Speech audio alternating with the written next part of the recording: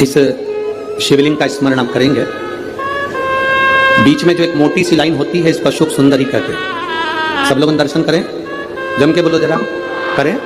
अशोक सुंदरी की जगह जहां पूरी हो जाती है उसके बीच में शिवलिंग और उसके बीच में थोड़ी सी जगह खाली आती है। करें दर्शन, समझना जरा बहुत अच्छे से। जैसे ये अशोक सुंदरी की जगह है, हम निवेदन करेंगे आस्था चैनल वालों से भी और एलईडी वाले भी, जिन जिनको एलईडी पर आप दर्शन करा रहे हैं वो पूरी तरह से कराएं। गणेश जी का स्थान, षडानंद कार्तिकेय का स्थान, अशोक सुंदरी का स्थान बीच में। अशोक सुंदरी का जो स्थान पूरा हो जाता है वहां से लेकर शिवलिंग के बीच में खाली जगह आती है। करें दर्शन आप लोगों ने, खाली जगह आती है।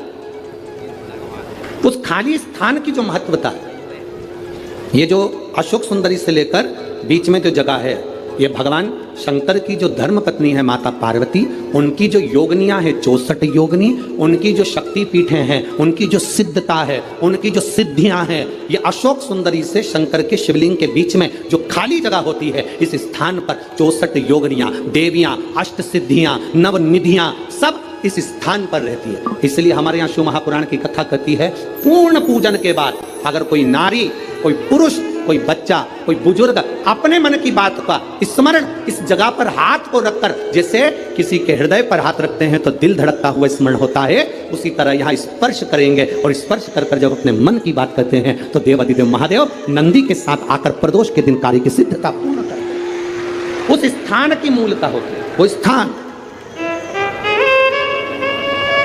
समझ में आएगी ना जगह? अरे बोलो तो जम के, नहीं समझ में आई हो तो एक बार फिर वापिस समझ लीजिए, फिर समझ। स्थान देखिएगा, अपने को भगवान की कृपा से यहाँ नागपुर में शंकर जी का शिवलिंग कोई न कागज का बनाकर यहाँ जो भेजा, ये काम बाबा की कृपा से आप लोगों के स्मरण के लिए आया। देखिए जरा, गणेश जी का स्थान, कार्तिकेय जी का स्थान, बीच में ये आ गई अशोक सुंदरी की मोटी सी लाइन।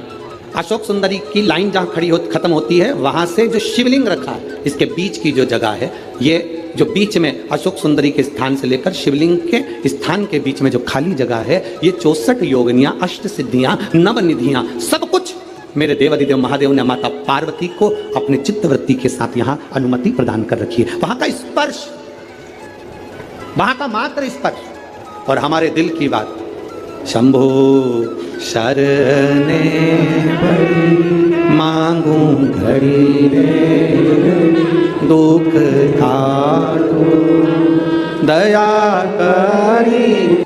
आपसे भी निवेदन है, कभी मौका लग जाए, तुम्हारे नजदीक में कोई शिवालय हो, शंकर का मंदिर हो, जहां तुम जल चढ़ाने जाते हो, कभी कभी मौका लग जाए तुम्हारी जिंदगी में, अगर तुम्हारे को मौका लगे और तुम्हारे जीवन में कष्ट बहुत हो, तो उस मंदिर में थोड़ी सी सफाई करना प्रारंभ करो। थोड़ा निर्माल्य लेकर उसका विसर्जन, जल में नहीं, कहीं खड्डा खोद कर निर्माल्य को डालना प्रारंभ करो। नदी, तालाब, बावड़ी, कुआं, इसको स्वच्छ करो। हम लोग भगवान के विसर्जन का सामान सब नदी में डाल देते हैं, नदी का पानी दूषित हो जाता है, जल स्तर नीचे गिरता जाता है, पानी पृथ्वी में बचा नहीं।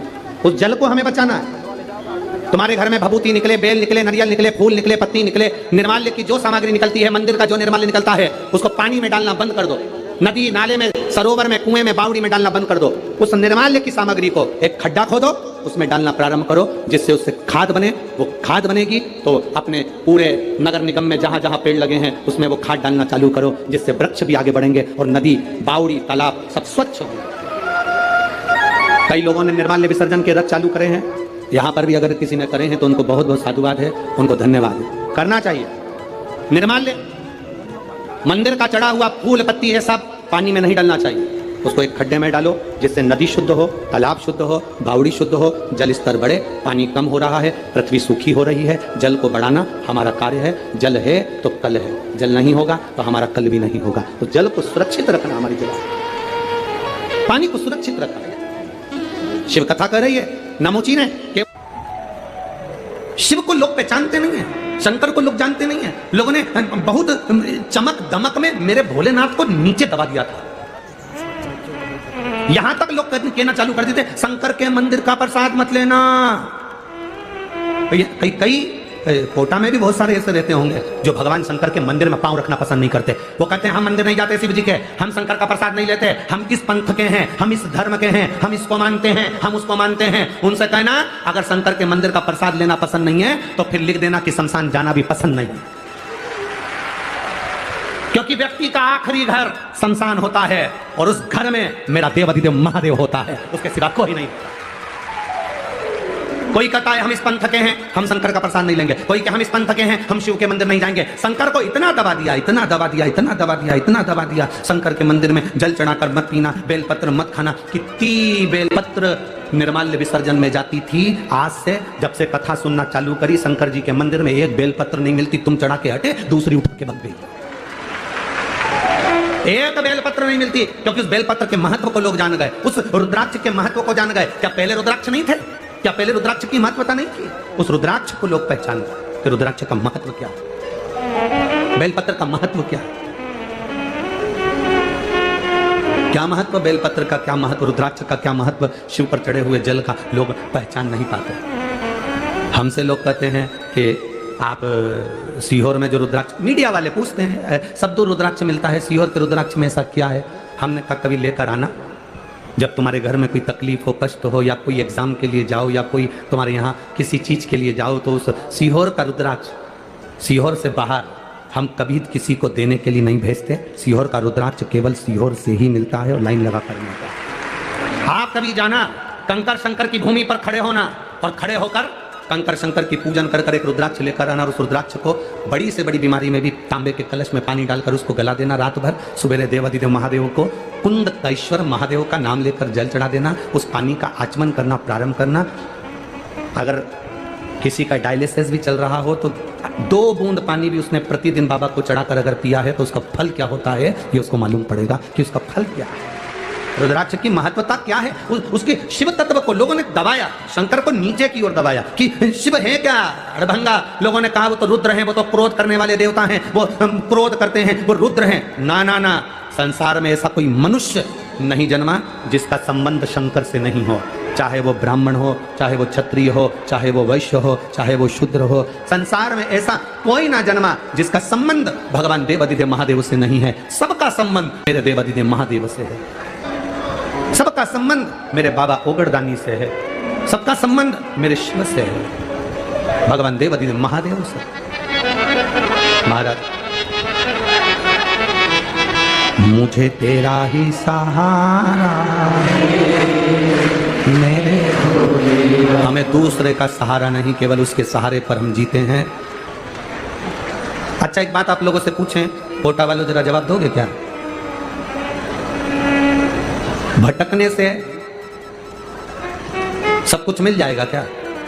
जम के तो बोलो, भटकने से सब कुछ मिल सकता है? नहीं। कितना ही भटक, यहां चले गए, वहां चले गए, यहां भटक लिए, वहां भटक लिए।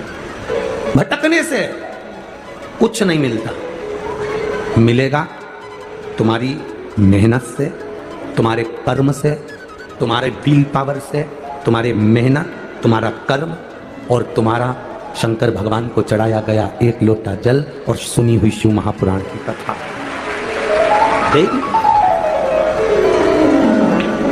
भजन का बल बढ़ाओ, अपनी मेहनत को बढ़ाओ। अरे गुरुजी, हमने क्या बोलते हैं उसकी किराना की दुकान डाली थी, चली नहीं, तो फिर हमने किसी से पूछा तो उन्होंने कहा तेरे भाग्य में किराना की दुकान कभी नहीं चलेगी, इसलिए तू दुकान बदल। फिर हमने केमिस्ट की दुकान डाली, चली। अरे गुरुजी 6 महीना इंतजार करा, केमिस्ट की भी नहीं चली, बिल्कुल बाजार में हमारी दुकान है पर चल नहीं रही। फिर क्या करा, हमारे एक रिश्तेदार हैं, उन्होंने किसी से पूछा था तो उन्होंने कहा कि इसके भाग्य में केमिस्ट की दुकान नहीं चलेगी। फिर किसी ने कहा कपड़े की डालो, तो हमने कपड़े की डाली, गुरुजी चल गई। अरे गुरुजी कहाँ चल गई, बाद में बंद करना पड़ी। फिर किसी ने कहा सैनिटरी की दुकान डालो, सैनिटरी आइटम की, तो हमने वो डाली, नीचे। अब गुरुजी आप बताओ हम क्या डालें? हमने कहा तुम 1 लोटा जल डालो। अब आप बताओ हम क्या डालें? अब कौन समझाए ऐसे व्यक्ति को कि तूने कपड़े की बदल ली, किराने की बदल ली, केमिस्ट की बदल ली, तूने सैनिटरी की बदल ली। हमारा शिव महापुराण की कथा कहती है, एक बार भगवान शंकर ने गणेश जी और कार्तिकेय दोनों से कहा जाओ जाओ, मुझे प्यास लगी है, कुआं खोदो, पानी लेकर आओ, जाओ। देखिए अब ज्ञान कितना प्रबल है शिव महापुराण का। देवाधिदेव